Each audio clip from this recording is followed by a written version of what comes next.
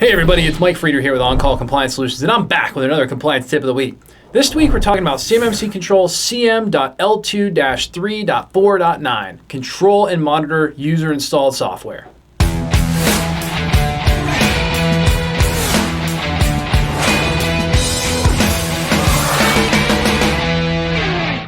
So hey, if you're a defense contractor who's feeling overwhelmed, tired, and alone, trying to understand all of this CMMC, DFARS, and NIST SP 800-171 compliance stuff on top of an already colossal workload, well, I've got great news for you. You found your home here at On-Call Compliance Solutions, where we can help you transform into your company's on-call compliance hero. Let's jump into it. So, on CMMC Control CM L2-3.4.9, Control and Monitor User-Installed Software, we come face to face with the reality of best IT management practices. You should not be allowing your users to install anything they want on their systems.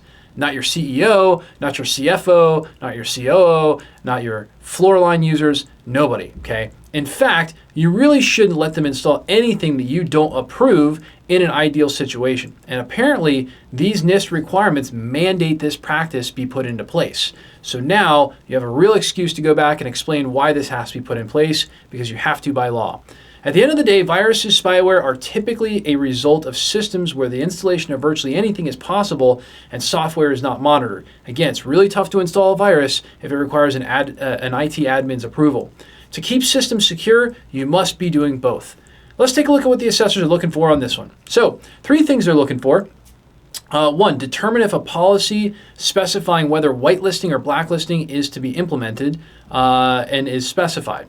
Implemented, so again, if we were to sort of give a sample answer here, we would say, hey, look, it's implemented via permit by exception group policy. So again, you can set up group policy to make it so that you can't install software without an escalation to an administrative account. Endpoint management solution, so again, you can use an endpoint management solution that restricts the installation of software. And so we might say endpoint management solution also denies malicious or unauthorized software execution. And then we can say our firewall also does this too, right? Our firewall rules and virus policies do not allow any malicious programs to be installed or to pass through the firewall in terms of traffic that's unauthorized. Now, the second point that they're looking for is determine if the software allowed to execute under whitelisting or denied use under blacklisting is specified.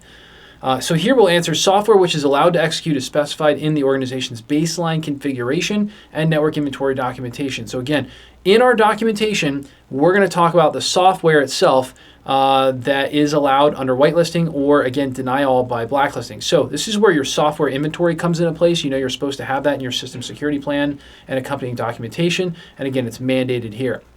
And determine if whitelisting to allow the execution of authorized software or blacklisting to prevent the use of unauthorized software is implemented as specified. That's the third point. So if we were to answer that, we'd say, hey, implemented via permit by exception group policy, endpoint management solution also denies malicious or unauthorized software execution. So again, description of how it gets done. Now, hey, at On-Call, we work with defense contractors just like you who have had this DFARS, NIST, ITAR, and CMMC compliance stuff dropped into their laps like a seagull on a sunny day. And we teach you how to level up and be a proper on-call compliance hero for your company, eliminating gaps, gray areas, and getting this all solved while showing you how to leverage compliance as your secret weapon to land more defense work with higher profit margins. Now that's what becoming an on-call compliance hero can do for you. If you're looking for more help getting compliant, our compliance experts are always on call for you. Visit CMMCComplianceSecrets.com. Again, it's CMMCComplianceSecrets.com, or check out the bio below for links to get help right now. And if you love the content we're putting out here for you, help us out with a big thumbs up on that like button, or even better, smash the subscribe button to get the latest compliance content as soon as our compliance nerds roll it out. Until the next compliance tip, my friends, stay safe and secure out there, and hit us in the comments below to let us know what you'd like to know more about when it comes to information security and compliance. I'll see you on the next one.